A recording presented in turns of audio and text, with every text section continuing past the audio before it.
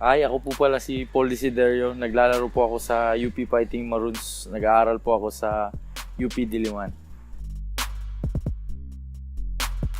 Yung una, yung mga pinsan ko, niyayaya akong maglaro ng basketball. So, parang nahilig na rin ako kasi yung tatay ko naglalaro rin ng basketball. So, yun, parang naisipan ko gusto kong maglaro ng basketball.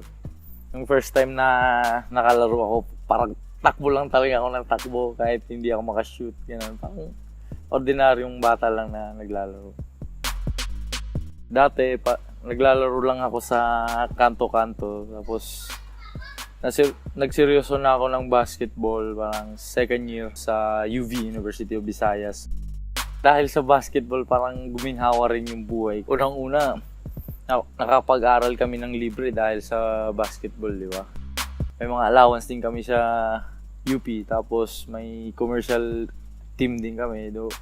So parang guminhawa rin yung buhay namin sa basketball.